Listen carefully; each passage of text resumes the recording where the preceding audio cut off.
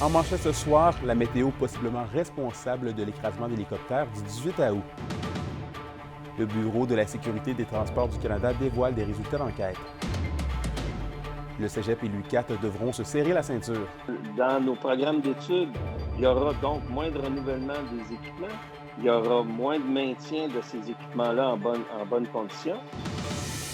Et une offre touristique autochtone qui peine à se développer dans la région.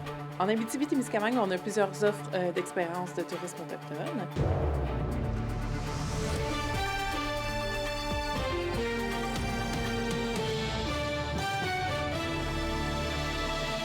Bon début de soirée, ici Anthony Dallaire et bienvenue au TVA 18h. Dans le dossier de l'écrasement de l'hélicoptère survenu dans la réserve faunique La Vérandrie le 18 août dernier, eh bien, les conditions météorologiques extrêmes après le ravitaillement de l'appareil impliqué pourraient être responsables de la tragédie. C'est du moins l'une des hypothèses observées par le Bureau de la sécurité des transports du Canada, qui continue de mener l'enquête sur l'événement. Il affirme que le 18 août dernier, un hélicoptère Eurocopter AS-350B2 sous immatriculation privée effectuait un vol depuis un terrain privé à Mirabel à destination de Launay. Il avait à bord un pilote et 2 passagers. Et selon le bureau, une fois le ravitaillement en carburant fait à l'aéroport de Mont-Laurier, le pilote a décollé et a poursuivi sa route en longeant la route 117 en direction nord. Les conditions météorologiques dans le secteur nord de Mont-Laurier n'étant pas favorables, le pilote s'est posé dans la réserve faunique La Vérandrie avant de reprendre son trajet en direction nord. Et on rappelle que l'hélicoptère a été retrouvé le lendemain matin, submergé dans le lac d'Elvert et qu'aucun occupant n'a survécu. Et en éducation maintenant, les établissements d'enseignement supérieur se voient forcés de limiter drastiquement leur investissement par le ministère de l'Enseignement supérieur. Et dans la région, le Cégep et l'université sont déjà à revoir leurs priorités. Reportage d'André Audet. Ça nous amène dans une situation très, très difficile. C'est un sérieux problème pour l'UQAT. Les enveloppes d'investissement du ministère de l'Enseignement supérieur versées au Cégep et l'université seront beaucoup moins importantes que prévu pour la prochaine année. On souhaitait faire cette année pour un peu plus de 10,5 millions d'investissements en infrastructure, c'est-à-dire à la fois en termes de bâtiments, d'entretien, d'agrandissement, d'amélioration, de maintien, mais aussi d'acquisition d'équipements là, de tout type pour nos programmes d'études. Ma capacité de dépenser qui m'a été transmise est de l'ordre de 3 millions. Nous, on prévoyait dépenser autour de 10,5 millions dans l'année. Globalement, c'est 16 millions de contrats de construction, rénovation qu'on faisait, mais financés par le ministère, c'est 10,5 millions. Toutefois, on a eu la nouvelle le 31 juillet que c'est 8,3 millions qu'on devait dépenser au maximum. Les impacts des restrictions budgétaires seront bien réels pour le Cégep de l'Abitibi-Témiscamingue. On est en implantation de 2 nouveaux programmes d'études au Cégep qu'on a obtenus, architecture et physiothérapie. Heureusement, on avait commandé quelques équipements qui étaient, je dirais, essentiels pour faire l'offre du programme dans la prochaine année, mais il restait des choses à commander. Là, je ne peux plus les commander. Le vice-recteur aux ressources de l'UQAT, Luc Boisvert, assure que la mesure ministérielle n'aura pas d'impact direct sur les étudiants. On va réussir à ce que ça n'affecte pas les étudiants, notamment les projets qui vont être repoussés, c'est le projet de rénovation des toitures.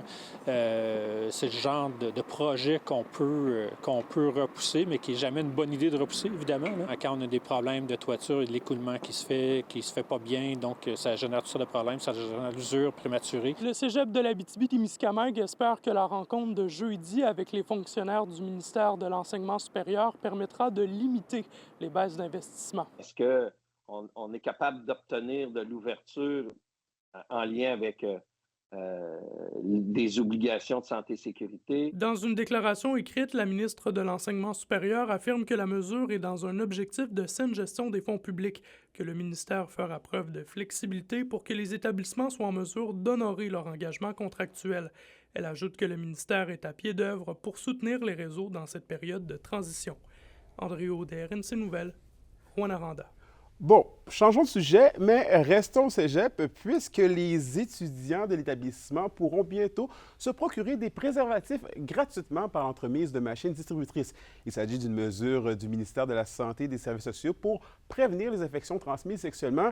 L'institution d'enseignement distribuait déjà des préservatifs avec la collaboration de la santé publique et le CISAT. La date de la mise en service des distributrices n'est pas encore connue. Les étudiants ne sont pas obligés de s'identifier, ils se présentent directement à la machine distributrice, puis ils obtiennent des condoms. Puis il y a des études qui ont été faites dans les cégeps. Le coût-bénéfice est vraiment intéressant pour eux. Même si les condoms, c'est pas tellement dispendieux, mais nos étudiants sont généralement assez pauvres, bien, ça fait la différence, puis ils peuvent, dans le fond, l'utiliser davantage si c'est gratuit. En politique provinciale, le premier ministre François Legault a arrêté son choix sur Christine Fréchette pour reprendre les dossiers de l'économie, de l'innovation et de l'énergie à la suite de la démission de Pierre Fitzgibbon en caucus précessionnel à Rouyn-Noranda hier. Le Parti québécois a réitéré son souhait que l'Abitibi-Témiscamingue ait un ministre responsable qui soit de la députation régionale. Et la préfète de la MRC de Témiscamingue, Claire Bolduc, souhaite aussi que le gouvernement Legault profite de ce bouleversement politique pour que soit nommé un député de la région au Conseil des ministres. Nous, ce qu'on souhaite très fortement, c'est qu'enfin, il y ait un ministre issu de la députation régionale qui soit nommé au gouvernement du Québec. Qu'un de nos représentants soit assis au Conseil des ministres et qu'il porte notre voix régionale au Conseil des ministres. Dans le même ordre d'idées, le maire de Témiscamingue, Pierre Gingras, garde le cap malgré le départ de son plus grand supporter, Pierre Fitzgibbon, dans la relance des usines de Rayam. Malgré sa surprise, M. Gingras compte bien entrer en contact rapidement avec la super ministre Christine Fréchette qui, selon lui, devrait avoir aussi de l'intérêt pour les installations et l'électricité qui peut être produite. Il reste confiant d'hériter peut-être d'une démarche entamée avec Investissement Québec. Oui, naturellement, on va dire le mot qu'il a employé. Il a amené sa valise avec lui. Sa valise, c'était une personne d'Investissement Québec qui travaille aussi sur le dossier. Donc, c'est un contact qu'on a déjà avec eux autres. Donc, le départ de M. Fitzgibbon ne veut pas dire qu'Investissement Québec ne s'intéresse plus à votre ville et à ses usines. Pas du tout. Dans nos forêts maintenant, la Sûreté du Québec intensifiera ses interventions les 7 et 8 septembre prochains dans les sentiers fédérés aux abords de ceux-ci. Cela se passe dans le cadre d'une opération nationale concertée récréo-touristique ciblant les quadistes ayant un comportement pouvant compromettre leur sécurité et celle des autres usagers. Cette année, le thème de la campagne est « Dans les sentiers et sur les terrains privés, en VTT, on fait ça en sécurité ». La capacité de conduite affaiblie et la vitesse sont les principales causes de collisions mortelles en quad. Au cours de l'année 2023, 24 quadristes sont décédés sur les territoires de la Sûreté du Québec et 12 de ces 24 décès impliquaient des personnes qui ne portaient pas de casque de sécurité. Et on reste dans nos forêts puisque Tourisme Abitibi-Témiscamingue et l'Association des pourvoiries de l'Abitibi-Témiscamingue demandent une fois de plus au gouvernement de Québec de limiter la quantité de chasseurs qui n'habitent pas le Québec à traquer l'orignal sur notre territoire. Entrevue d'Yvon Moreau. À un moment donné, ils se sont rendus compte que là, il avait atteint un point de non-retour. C'est ça qu'on recherche? On veut-tu vivre le même problème qu'avec le caribou? OK? Tu sais, je veux dire, il faut faire attention à ça. Puis moi, j'espère que nous serons entendus puis que nos gouvernements vont réaliser qu'ils sont en train de couper la branche sur laquelle ils sont assis. OK? Et ça, je trouve ça vraiment triste pour nos chasseurs. Mais quel est l'avantage au gouvernement de faire ça? Je voudrais le savoir, OK? Ils ne l'ont jamais expliqué. OK? Ils proposent là, dans leur nouvelle, le nouveau plan de gestion, là, ils proposent de mettre des conditions plus serrées là, pour les chasseurs, OK? Ou les groupes de chasseurs. Mais d'un autre côté, ils laissent les non-résidents rentrer ici, là, sur le territoire libre. Là, tu sais, puis on est le seul État qui permet ça. Tu sais, je veux dire, au Nouveau-Brunswick, là, en Ontario, un résident du Québec ne peut pas aller chasser là, rentrer sur le territoire libre là, avec sa carabine et son stock. Là. Non, il ne peut pas faire ça. OK? Espérons qu'ils comprennent, M. Larochelle. C'est un plaisir de vous parler. À très bientôt.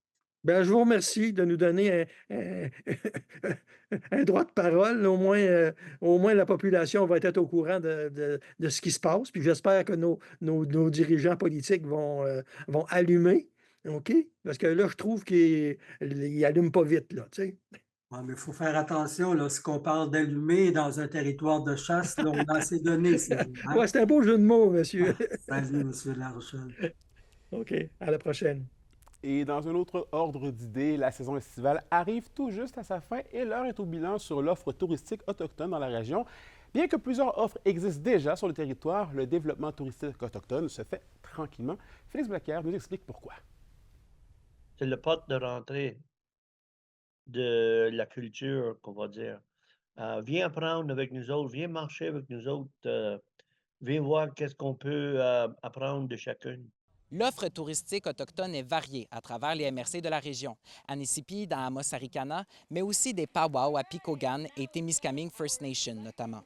Il y a également des artistes issus des Premières Nations qui adaptent leur pratique artistique à une offre touristique, comme au lieu historique national d'Obadjiwan, Fort Témiscamingue. Au Témiscamingue, il y a le Fort Témiscamingue, Obadjiwan, qui, là, on a Carl Chevrier, qui est un artiste autochtone, qui va construire un canot de cèdre, puis qui explique là, de A à Z comment ça se fait. L'art devient donc une opportunité de rencontre qui permet aux Autochtones et aux Allochtones de mieux se comprendre, selon l'artiste. On veut que le monde qui vient visiter, de remettre le nom dans l'histoire, viens attacher, viens nettoyer des racines, viens apprendre avec nous autres. Fait que là, on ne marche pas tout seul, on marche ensemble. Puis là, ils commencent à nous comprendre mieux qui qu'on est. Cependant, le développement touristique autochtone se fait tranquillement dans la région. D'abord parce que certaines communautés ont l'implantation de différentes infrastructures davantage en priorité, selon l'organisme Minwashin. Dans un développement très rapide des communautés dans lequel, on le sait, ils ont beaucoup de choses à gérer, leurs services de santé, d'éducation. Donc, le développement touristique, de partager à l'autre, actuellement, c'est moins la priorité. Justement, pour être en mesure de partager leur culture au plus grand nombre, Minwashin explique qu'il y a une nécessité de réappropriation culturelle d'abord au sein des Premières Nations. De mettre toutes les énergies en ce moment sur la préservation de la culture, de prendre le temps avec les aînés. On sait que la langue est en danger actuellement, le nombre de locuteurs, la culture. Donc, il y a un besoin de transmission, de sécurisation culturelle. Le site Kinawit à Val-d'Or était justement censé avoir une vocation touristique au départ, mais il est aujourd'hui davantage un lieu de guérison. Et la programmation va être dévoilée dans quelques mois. Félix Blaquière, RNC Nouvelles, Val-d'Or. L'indice boursier minier au TVA Nouvelles 18h est une présentation de GFM Groupe Financier. Dirigeants d'entreprises et particuliers, fiez-vous aux experts de GFM pour vos placements, assurances de personnes et assurances collectives. Car pour vous, ils vont au-delà de la finance. Au retour de la pause, je vous parle du lancement du livre de Françoise Riopel, Que ressens-tu? Et de l'exposition Vieille École.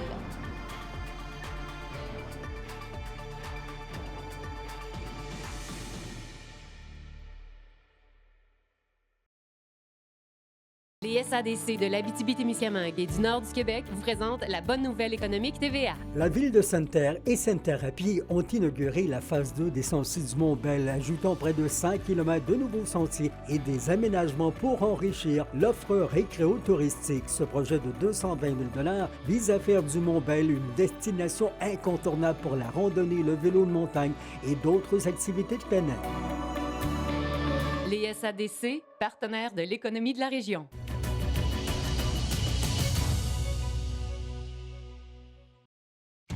La chronique culturelle vous est présentée par Bruno et Jasmin Leclerc, denturologistes. Des cliniques à la fine pointe de la technologie pour vous servir à Lassar et à Amos. Au Culturel Roxane, c'est aujourd'hui qu'a lieu le lancement du premier livre de Françoise Riopel à Amos.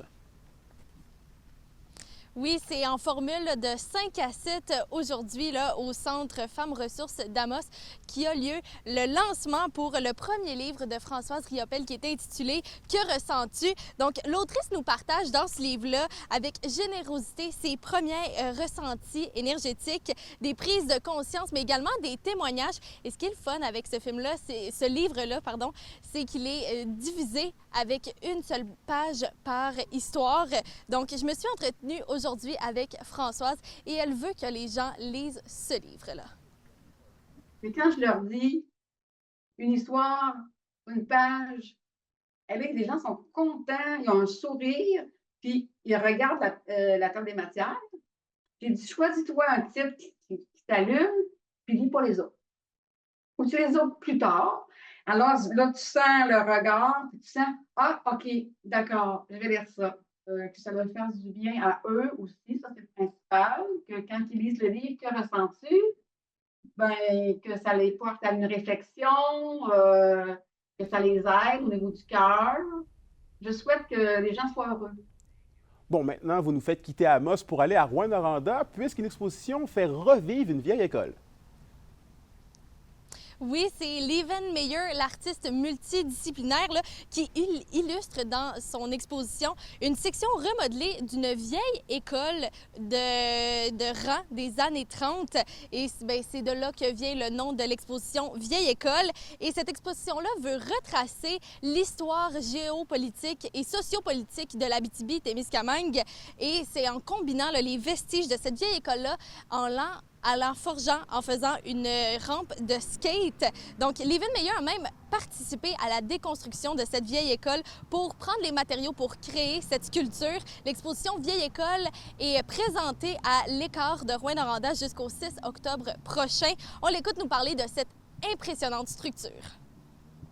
J'ai fait des recherches aux archives sur l'Abitibi. Moi, je ne viens pas de l'Abitibi. J'étais en résidence de recherche ici. Puis, je voulais transformer cet espace ici et je voulais travailler avec l'histoire, le patrimoine de l'Abitibi, le transformer d'une certaine manière, mais matériellement et sculpturalement. Et le gros défi était comment mettre ça en œuvre et spatialiser ce processus-là, toutes ces réflexions-là sur une durée de 2 ans dans un seul objet. Je trouvais ça intéressant parce que ça inverse le principe de la maison, parce que ça met la charpente à l'extérieur et tout ce qui était comme le revêtement extérieur, ça le met à l'intérieur. Et je fais appel à la jeunesse de s'intéresser à son histoire, de s'essayer à se râper sur cette forme de rampe-là pour faire contact et expérience physique de son patrimoine.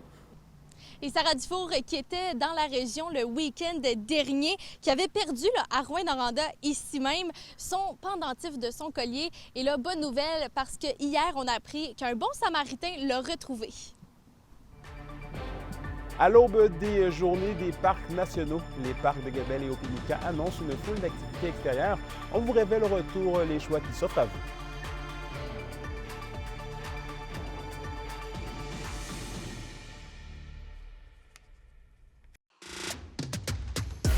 Les sports vous sont présentés par Thibaut GM, votre concessionnaire de confiance à Rouyn-Noranda, là où qualité et choix se rencontrent.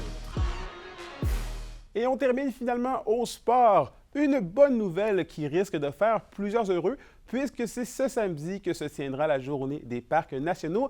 Et pour l'occasion, des activités sont prévues au Parc national d'Opémican et celui des Gabelles. Au Parc d'Opémican, la population pourra faire une randonnée de 1,7 km guidée par un garde naturaliste. Pour le Parc de Gabelle, il y aura l'activité Odyssée en Rabascan pour profiter des paysages et du rallye sur le castor pour en apprendre davantage sur l'animal emblème du Canada. La météo, une présentation de Nicole Auto de La Sarre, la capitale du pick-up. Vous y trouverez toujours le meilleur choix, toujours le meilleur prix. À la météo, Roxane, bon, visiblement, on ne profitera pas du soleil longtemps puisque la pluie sera bientôt de retour pour la semaine. Oui, Anthony, il faut en profiter là, ce soir là, du soleil parce qu'à partir de minuit, là, on va avoir des averses ici, partout en région, là, avec un minimum de 13 degrés. Et si on se tourne un peu plus vers le Témiscamingue, il y a également là, un risque d'orage qui est ajouté à tout ça. Pour demain, du nord comme au sud de la région, ça va être des averses qui vont accompagner notre vendredi avec un maximum de 13. Et au Témiscamingue, également un risque d'orage pour vendredi. Et un aperçu pour samedi. C'est un minimum de 8 et on va encore danser sous la pluie tout le long du week-end. Bon, ben on sortira nos parapluies. Merci beaucoup, Roxane. Et voilà, c'est ce qui complète notre bilan d'information pour aujourd'hui. Merci d'avoir été des nôtres ce soir. N'oubliez pas qu'on est sur YouTube et X, TVA, Abitibi-Témiscamingue. Si vous voulez aller voir ou revoir les reportages et les bulletins de nouvelles, nous, on se dit à demain pour la suite des choses. D'ici là, prenez soin de vous, mais surtout, bonne soirée.